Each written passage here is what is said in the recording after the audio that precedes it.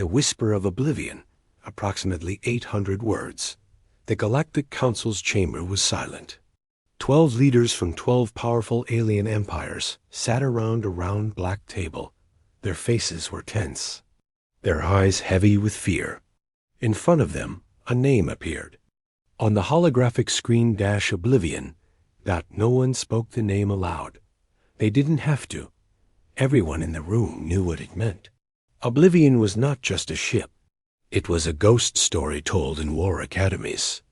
A shadow that had once wiped out fleets, and then disappeared without a trace. Some believed it was destroyed. Others believed it was sleeping. And some feared it had never left. High Chancellor Vrek, a tall insectoid from the Tarvan Dominion, finally broke the silence. "It's back," he said in a low voice. "The human vessel. We received a signal near the Cyro's expanse. All patrols are gone." A deep chill moved across the room. A small lizard-like creature, Counselor Jirax of the Luan system, hissed in fear. Oblivion was erased.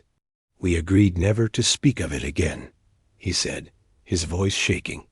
"We erased all files, earned records, destroyed the humans' designs. That ship should not exist anymore." But the truth was simple. They had tried to erase it from history.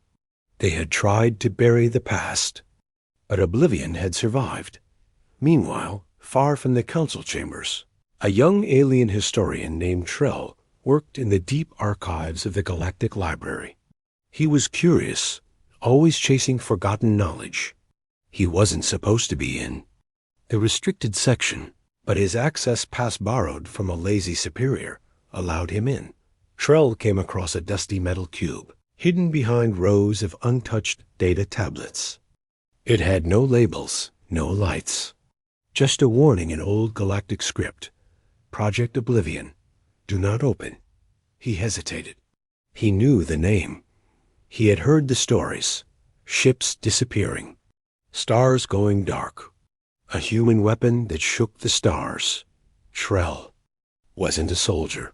He was a scholar. But something about the box pulled him in. Carefully, he placed his claw on the surface.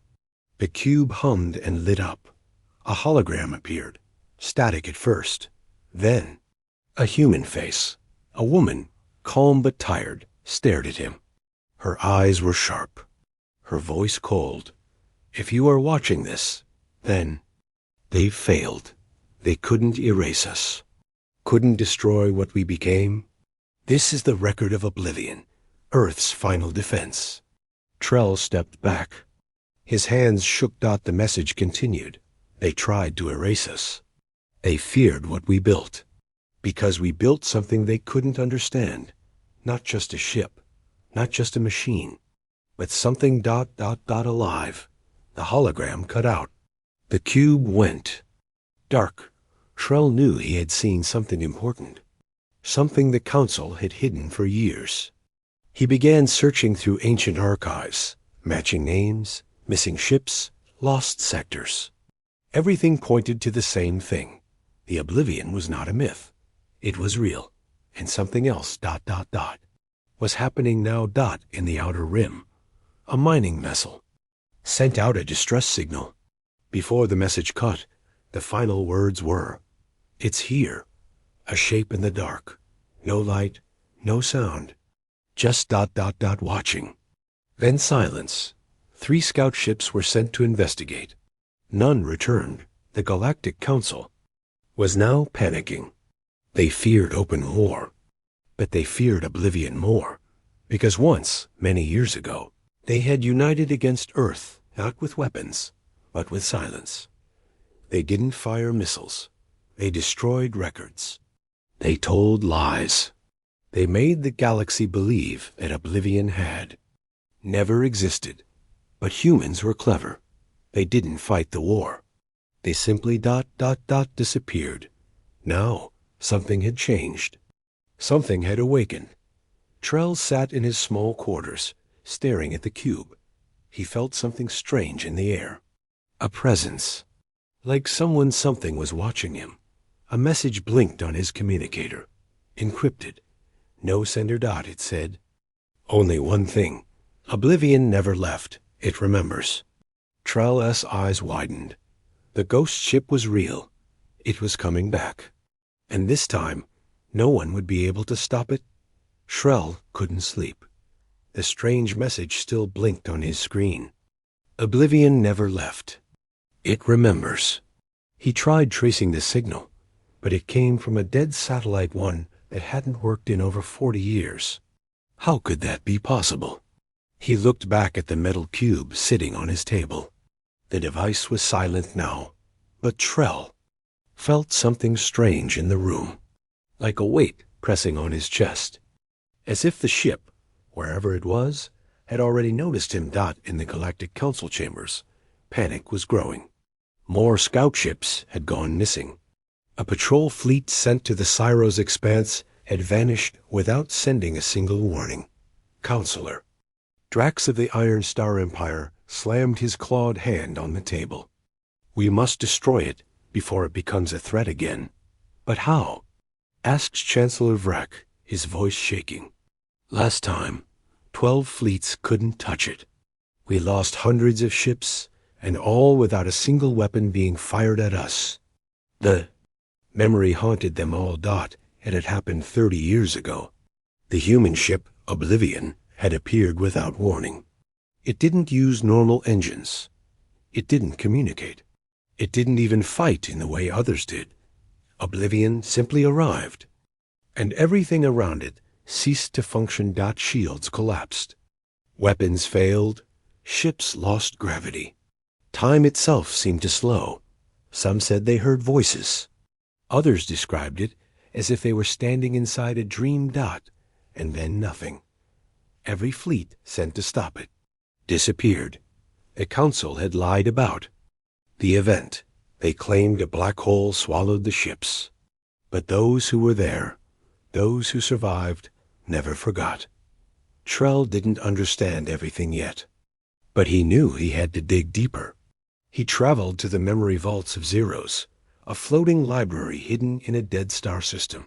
There, he met an old AI called Lyrics, once a friend to humans during the early days of Earth's rise. Lyrics recognized the name, Oblivion.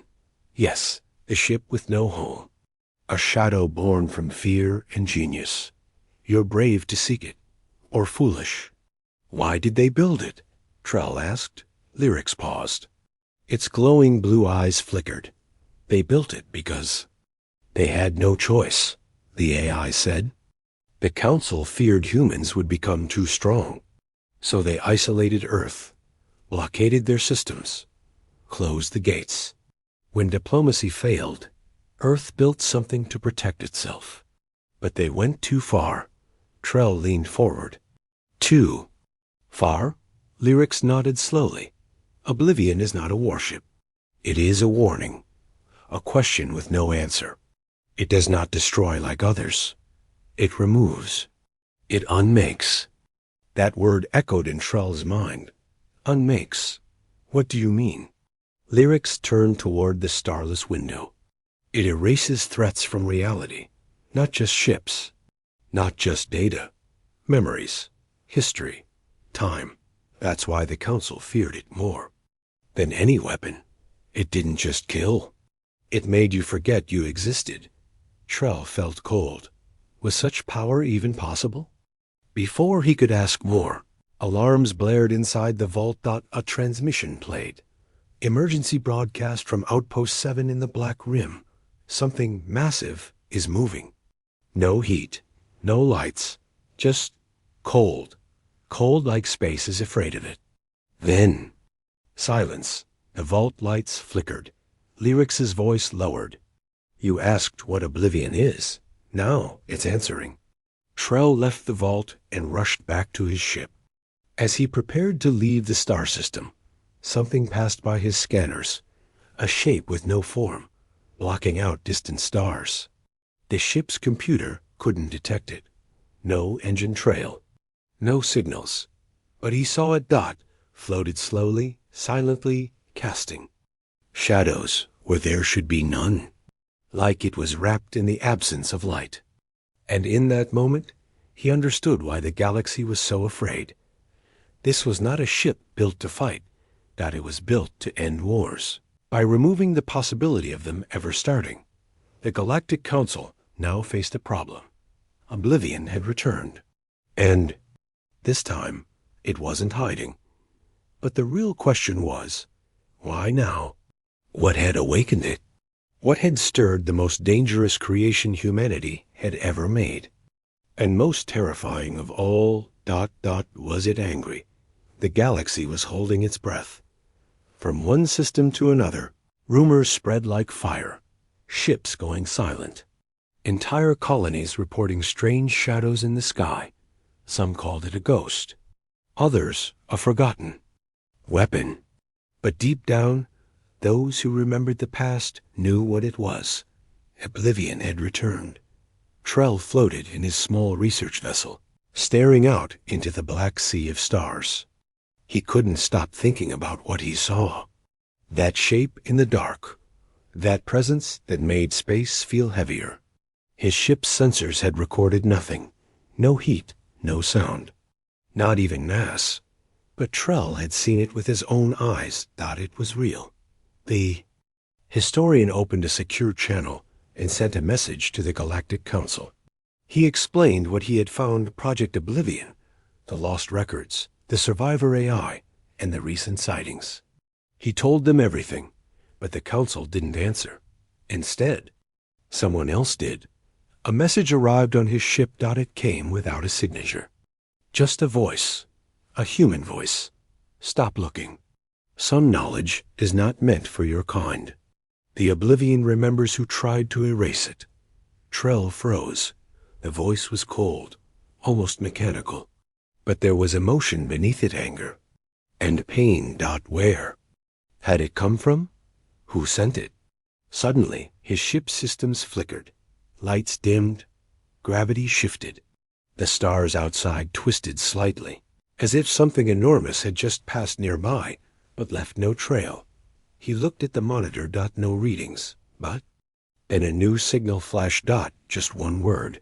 Home. Trell didn't understand. Was it a message? A command? Or a destination? Then the ship's autopilot activated by itself. Controls locked. Engines roared.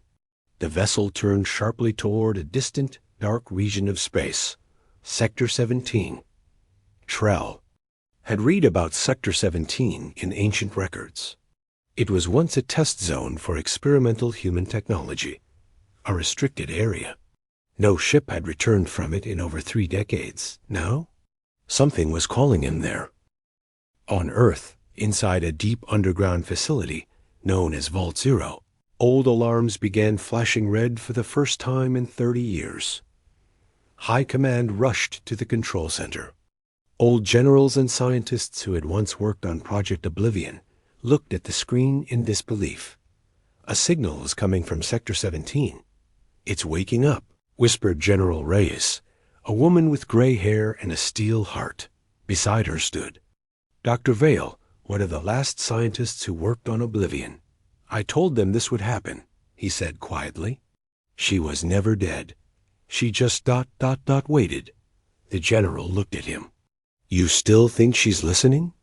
Dr. Vale nodded. She always listened, even when no one spoke. The room fell silent. Everyone knew who he meant by she. Captain Ilara Grayson, the woman who had fused her mind with the Oblivion during its final test. A brilliant tactician, brave beyond reason and willing to become one with a ship that broke the laws of physics.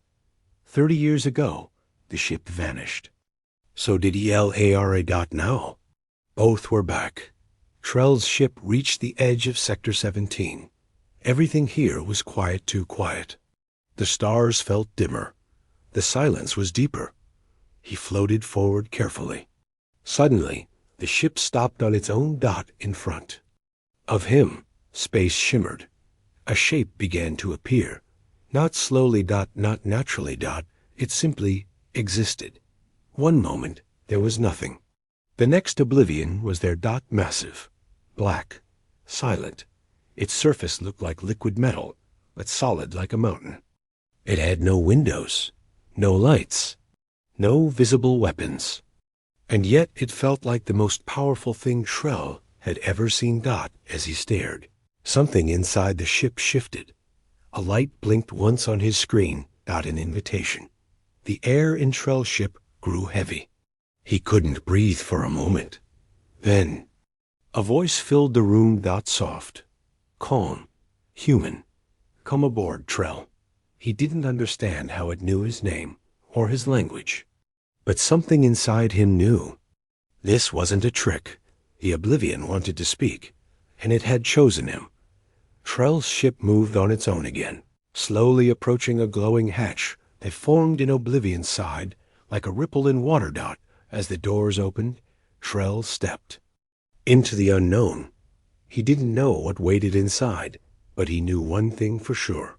The galaxy had tried to erase Oblivion. Now, Oblivion had returned to remind them why they feared it. The inside of Oblivion was nothing like Trell expected. There were no metal halls, no blinking lights, no loud engines. It was quiet, still. The walls were smooth and dark, almost like stone but alive. They pulsed slowly, glowing with soft blue veins, like the inside of a sleeping creature. Trell walked slowly, his boots making no sound. "Where am I?" he whispered. A voice answered not through speakers, but inside his mind. "You are inside memory. You walk through thought, not steel." Trell turned. No one was there, but the voice was clear, calm, human. He stepped forward and entered a large room. It looked like a planetarium. Stars floated all around you. But they weren't just stars. They were moments. Each star showed a memory. A ship being built. Scientists arguing. Earth cities glowing under the night sky. Then war. Fear. Isolation. The Council turning against humanity. The blockade. Trell reached toward one memory. A star pulsed and opened. He saw her captain, Elara Grayson. She was sitting in a chair, wires and lights connected to her head and arms. Her eyes were closed. Around her, scientists worked in silence. One said, "The mind link is stable." Beginning. Phase 1. Trell watched as her body stiffened. Lights around her flickered wildly. Then, everything stopped. Elara opened her eyes, but they were no longer just hers. They glowed. Oblivion had awakened. The memory faded. Trell stood in silence. He finally understood. Elara didn't control Oblivion. She became it. A soft light formed. Ahead, a figure stepped out. It was Elara, or something that looked like her. She had the same face, the same calm stare, but there was something different. Her body shimmered like it wasn't fully real. "Welcome," she said. Her voice was kind, but also endless. "Are you alive?" Trell asked. "I am thought. I am memory. I am the ship and the captain," she said. "When they locked Earth away, when they feared what we could become, they forced our hand. I merged with Oblivion to protect humanity. But the galaxy feared us too much. They came not with truth, but with silence." Trell listened closely. "They erased your name," he said. "Tried to destroy all records." Elara nodded slowly. "They feared the unknown. They couldn't destroy Oblivion, so they buried it. I let them. I slept. Until now." "Why now?" Trell asked. Elara turned toward a star that flickered. "Red, the Council is planning something. They found a weapon. Something beyond control. If they use it, billions will die. I cannot let that happen." Trell was quiet. He felt heavy.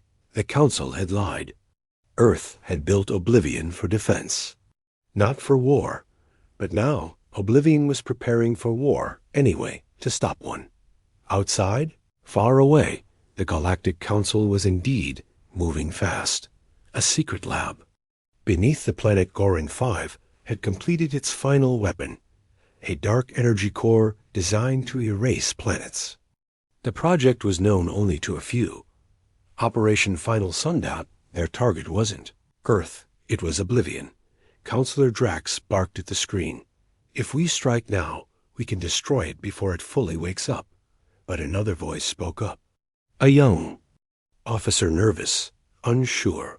Sir, what if it's not trying to attack? What if we're repeating the past? Drax slammed his hand. This time, we erase it completely. No more myths, no more fear. Just silence. Orders were sent. Warships began to gather. Hundreds of them. Enough firepower to burn moons. Inside Oblivion, Ilara turned to Trell again. You must leave, she said. Why me? He asked. I'm no warrior. Because you're the only one who listened, she said. The others only see power. But you saw truth. Go, warn them. Tell them Oblivion is not here to fight, but it will not let the galaxy fall into madness. Trell hesitated.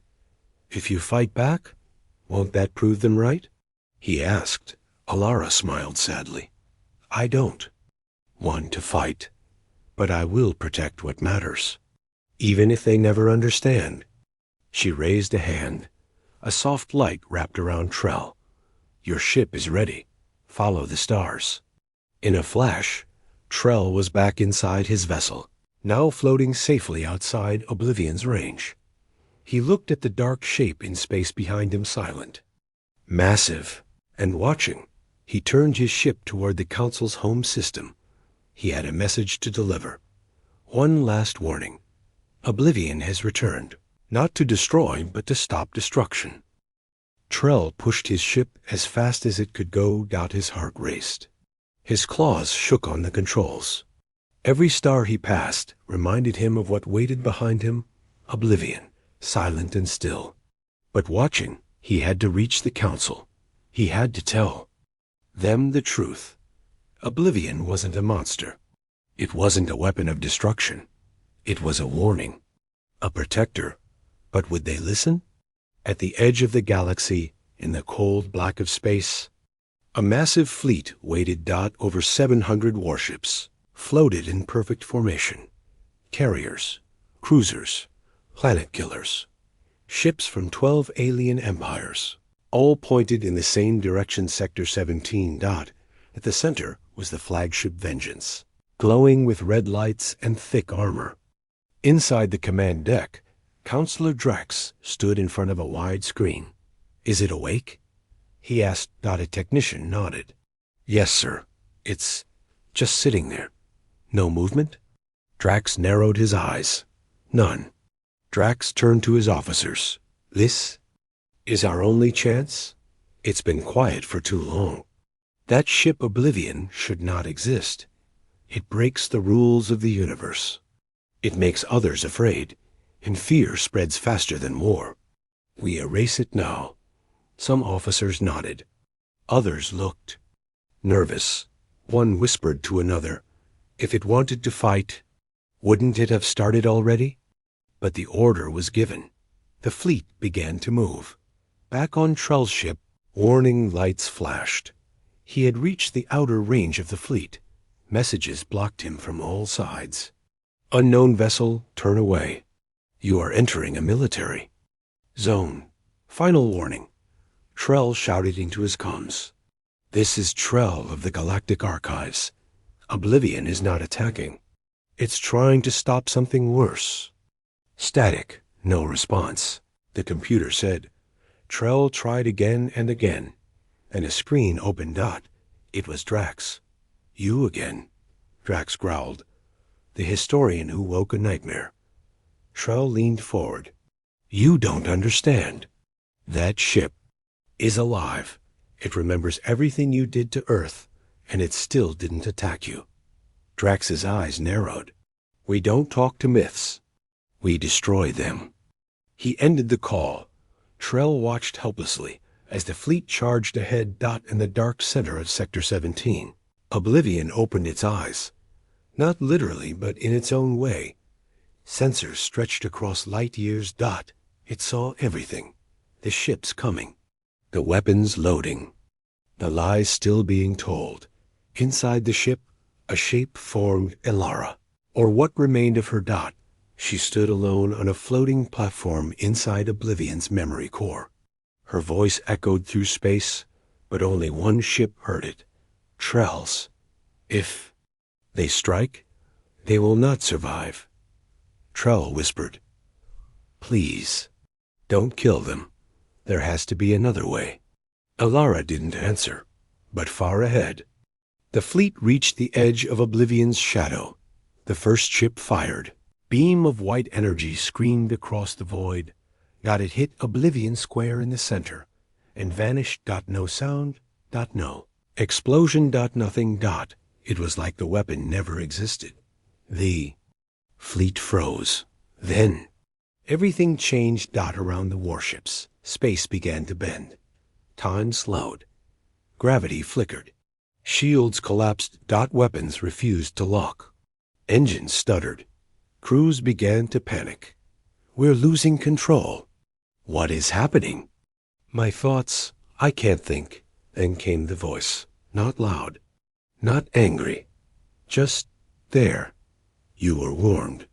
One by one, ships began to disappear, not explode, not burn, not disappear, no wreckage, no signals, no signals, no signals. Just silence. Trell watched, in horror and awe. It was like the stars themselves were being turned off. Drax shouted from his flagship, "Fire everything, now!" The entire fleet opened fire. Lasers, missiles, plasma bombs, all of it. Gone. Before reaching Oblivion, the weapons were unmade, as if time had never allowed them to exist. Only one ship remained, the Vengeance. Inside, Drax stood frozen. Then a voice spoke directly into his mind. "Elara, you feared peace more than war. You silenced voices. You chose to destroy rather than listen. Who are you?" Drax whispered, falling to his knees. "I am what you created." In a final flash of light, the Vengeance vanished. And then, silence returned. Trell sat quietly in his ship, tears in his eyes. He didn't feel joy or victory. Only sadness. He opened a channel. "Elara, did it have to end this way?" Her voice came soft. "They fired first.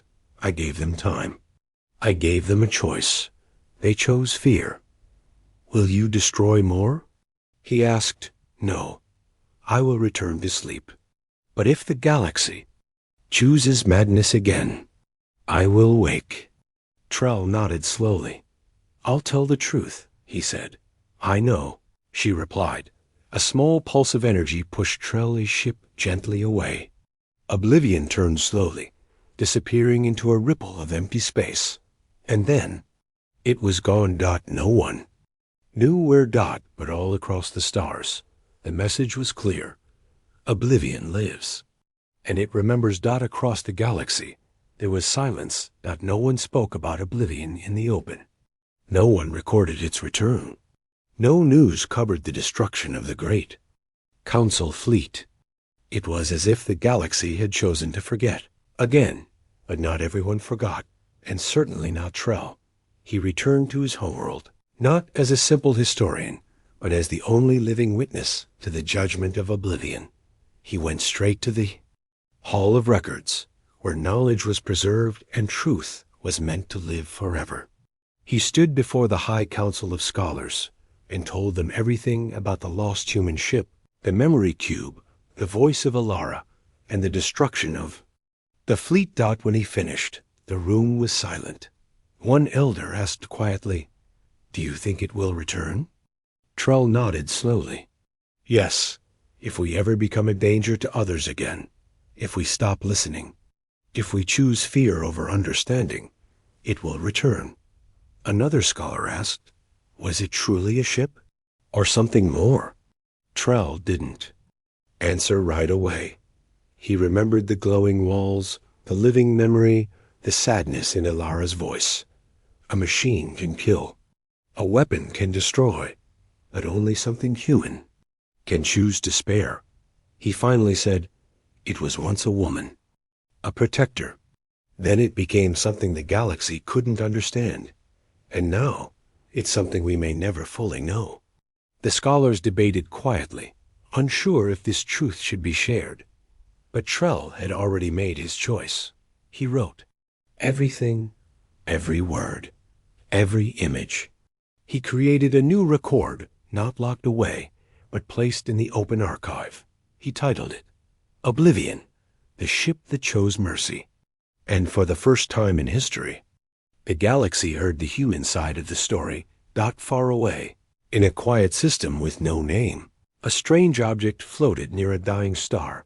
That it wasn't marked on any map. That it didn't send signals. It didn't move. Simply existed. It looked like a ship butt, not made of any known metal. Smooth, black, shaped like a shadow that had frozen in time. Around it, space itself shimmered unnaturally, as if reality was unsure of its presence. Inside, the ship was quiet. No crew. No weapons ready. Only memories. In the center chamber, a glowing image of Alara Grayson stood still. Eyes closed, arms crossed, like she was resting in a dream. A soft pulse moved through the ship every few seconds, like a heartbeat. And beyond its hull, the dead star beside it flickered once, then again.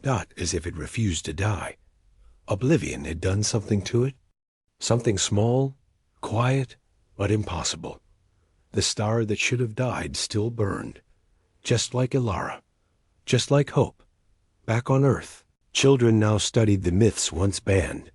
They read of the Great War, the Council's betrayal, a silence that followed, and the ship that vanished, only to return when the galaxy needed a reminder. Some feared it, some worshipped it, but most simply wondered, what kind of people build something like that? And deep in Earth's command bunker, General Reyes stood before an old hologram, Ilara's final recorded message, made before she merged with the ship. "If we disappear, Ilara, don't look for us. We'll return only when the stars forget. But if they remember what fear did to them, maybe we'll never be needed again." Reyes whispered, "They remembered. Because of you. And for the first time in many years." She smiled. Years passed, then decades. Oblivion remained silent, but it was always watching, and all across the stars, from one species to another, a quiet understanding grew. There are rules in the universe, and there are consequences. Some enemies you can fight, others you respect, because some ships aren't just machines. Some ships carry the weight of memory, not the voice of mercy, and the power to remind the galaxy that even in the cold silence of space, humanity remembers. And Oblivion waits. The end.